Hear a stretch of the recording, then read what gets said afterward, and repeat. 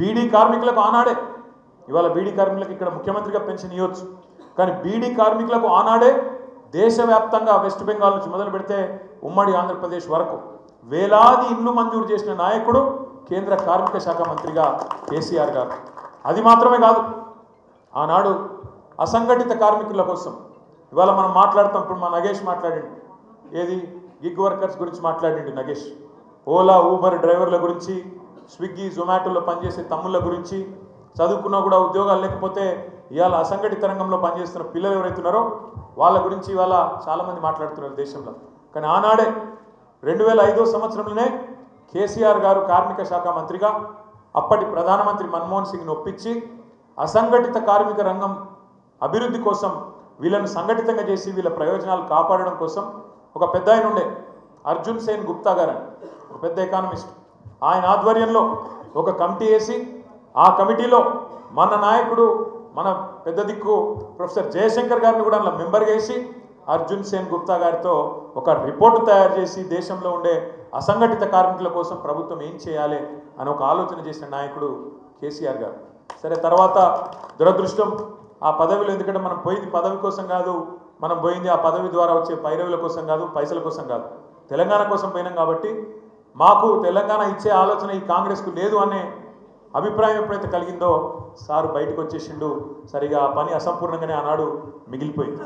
కానీ ఇవాళ గర్వంగా ఉన్నది, ఒక ముఖ్యమంత్రిగా కేసీఆర్ గారు ఒక హమాలీల గురించో ఒక ఆటో డ్రైవర్ల గురించో కాదు, అందరి కోసం పనిచేసింది. బహుశా భారతదేశంలో నాకున్న అవగాహన మేరకు, నేను మున్సిపల్ శాఖ మంత్రిగా, పంచాయతీరాజ్ మంత్రిగా కొద్ది కాలం కూడా పనిచేసాను. భారతదేశంలో నాకు తెలిసి ఏ ముఖ్యమంత్రి కూడా సఫాయి అన్నా నీకు సలాం అన్నా అన్న ముఖ్యమంత్రి భారతదేశంలో కేసీఆర్ తప్ప ఎవరు లేరు. ఎందుకంటే ఒక సఫాయి కార్మికుడి కష్టం తెలుసుకొని వాళ్ళు చేసే, మరి వాళ్ళు పడే ఇబ్బందులు, వాళ్ళకుండే చికాకులు, ఇవన్నిటినీ తీయడానికి కేసీఆర్ గారు చేసిన కృషి మామూలు కృషి కాదు. ఒక్క జిహెచ్ఎంసీలో, ఒక గ్రేటర్ హైదరాబాద్ మున్సిపల్ కార్పొరేషన్ ఉదాహరణగా తీసుకుంటే 3 సార్లు జీతం పెంచిన నాయకుడు, 3 సార్లు జీతం పెంచిన ముఖ్యమంత్రి ఆ సఫాయి కార్మికులకు ఒక్క కేసీఆర్ గారు మాత్రమే. ఇట్లా చెప్తూ పోతే 1-2 కాదు, ఇక చాలా ఉన్నాయి. నేను ఒక 2-3 విషయాలు మీకు చెప్తాను. ఒక జిహెచ్ఎంసీలకే కాదు పెంచింది కేసీఆర్ గారు. ఎవరెవరికి ఏం చేసిండు కేసీఆర్ గారు అంటే, అంగన్వాడీ టీచర్లు, ఒకనాడు అప్పటి ముఖ్యమంత్రులు టీచర్లు మా హక్కుల కోసం కొట్లాడతామంటే చాలని జీతంతో, రెక్కాడితే కానీ డొక్కాడతలేదు, జీతాలు పెంచాలి, ఉద్యోగ భద్రత కావాలంటే గుర్రాలతో దొక్కిచ్చారు.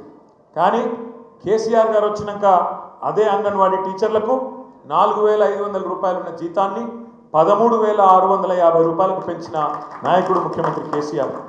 మినీ అంగన్వాడీ టీచర్లకు 2,200 ఉండే, వాళ్ళకు ఆయాలకు, టీచర్లకు, మినీ అంగన్వాడీలకు 7,800 రూపాయలు చేసింది కేసీఆర్ గారు. ఆశా వర్కర్లు, మా చెల్లెళ్ళు సంతోష, ఇంకా మెయిన్ అంగన్వాడీ కూడా చేసినామా, మినీ అంగన్వాడీలో మెయిన్ అంగన్వాడీ స్థాయికి తీసుకొని పోయింది మన ప్రభుత్వం. అట్లాగే ఆశా వర్కర్లు మొన్న మీరు చూసినారు, వాళ్ళ పట్ల పోలీసులు ఎట్లా వ్యవహారం చేసినారు, గిచ్చుతున్నారు, కొడుతున్నారు, ఆడకూతురులు మన చెల్లెళ్ళు అనే సోయి లేకుండా వాళ్ళ మీద విరుచుకపడుతున్నారు. పైన కూర్చున్నాడు, కుర్చీలో కూర్చున్నాడు ఎట్లుంటే కింద కూడా వాళ్ళు అట్లే ఉంటారు. ముఖ్యమంత్రి వైఖరి అట్లుంది కాబట్టే కింద పోలీసులు కూడా ఎగబడి మన చెల్లెళ్ళు, మన అక్కలు అనే ఆలోచన లేకుండా వాళ్ళ మీద దాడి చేసిన పరిస్థితి కూడా మీరు చూసినారు.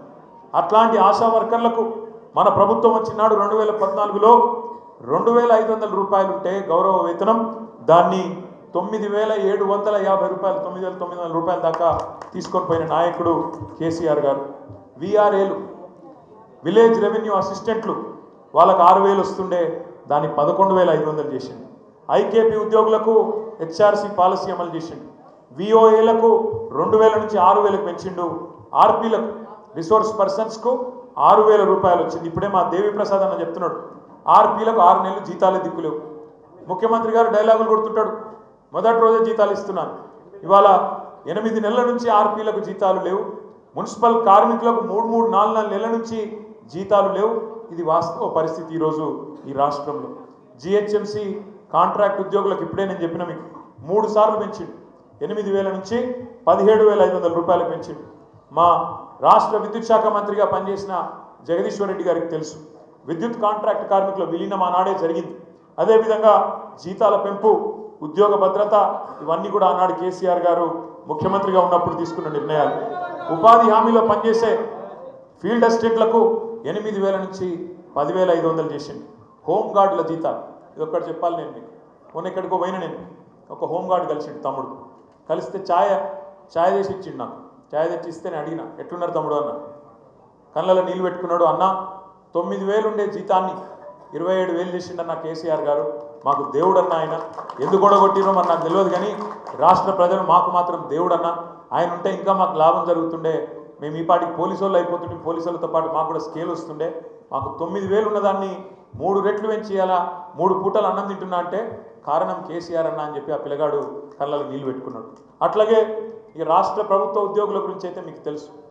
కేంద్ర ప్రభుత్వ ఉద్యోగుల కంటే, తెలంగాణ ఉద్యమంలోనే చెప్పిండు కేసీఆర్ గారు, కేంద్ర ప్రభుత్వ ఉద్యోగుల కంటే అత్యధిక పే స్కేల్ మీకే ఇస్తా, తెలంగాణ ధనిక రాష్ట్రం, ఖచ్చితంగా మిమ్మల్ని కాపాడుకుంటా కడుపులో పెట్టి అని చెప్పి 73% జీతాలు పెంచి భారతదేశంలోనే అత్యధిక ప్రభుత్వ వేతనాలు ఇచ్చే రాష్ట్రం ఎక్కడ ఉంది అంటే తెలంగాణ రాష్ట్రం అనే విధంగా రాష్ట్రంలోని లక్షలాది మంది, 3.5 లక్షల మంది ప్రభుత్వ ఉద్యోగులకు, అదేవిధంగా దాదాపు 12 లక్షల మంది అవుట్ సోర్సింగ్ కాంట్రాక్ట్ ఉద్యోగులకు కూడా పిఆర్సీని వర్తింపజేసిన ఒకే ఒక్క ప్రభుత్వం భారతదేశంలో తెలంగాణ ప్రభుత్వం మాత్రమే.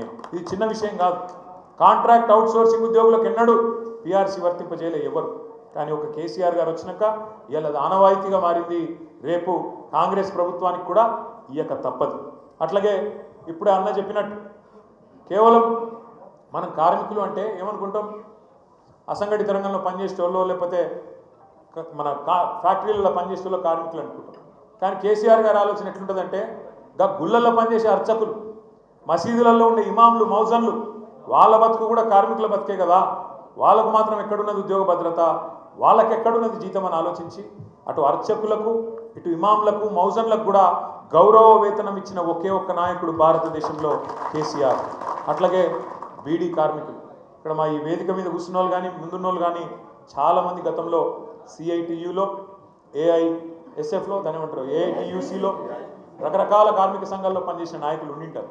మీకు తెలుసు, భారతదేశంలో కమ్యూనిస్టు ప్రభుత్వాలు కూడా కొన్ని ఉండే. త్రిపురలు ఉండే, బెంగాల్ ఉండే, ఇలా కేరళలో ఉన్నది, ఇంకా వేరే దగ్గరలో కూడా ఉండే. కానీ ఏ ప్రభుత్వం కూడా భారతదేశంలో కమ్యూనిస్టు ప్రభుత్వం కూడా బీడీ కార్మికులకు పెన్షన్లు ఇచ్చే ఆలోచన చేయలే. 4.5 లక్షల మంది బీడీ కార్మికురాళ్లకు, ఆడబిడ్డలకు, ఎందుకంటే బీడీలు చుట్టి వాళ్ళ ఆరోగ్యం ఖరాబ్ అవుతుంది ఇంట్లలో. అందుకే వాళ్ళ గురించి ఆలోచన చేసి 2,016 రూపాయల పెన్షన్లు ఇచ్చి వాళ్ళని ఆదుకున్న నాయకుడు కూడా ఒకే ఒక్క నాయకుడు కేసీఆర్ గారు. భవన నిర్మాణ కార్మికులకు బీమా ఇచ్చిన నాయకుడు.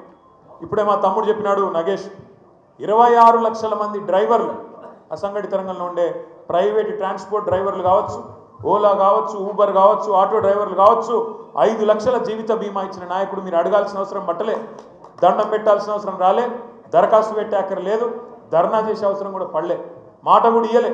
కానీ 5 లక్షల ప్రమాద బీమా కల్పించిన నాయకుడు కేసీఆర్ గారు. ఇక సివిల్ సప్లైస్ గురించి అన్న చెప్పిండు, నేను చెప్పా, చాలా బ్రహ్మాండంగా అక్కడ కూడా చేసినాడు. ఇట్లా ఇంకా చాలా ఉన్నాయి చెప్పాలంటే. విద్యారంగంలో కాంట్రాక్ట్ లెక్చరరు వాళ్లకు,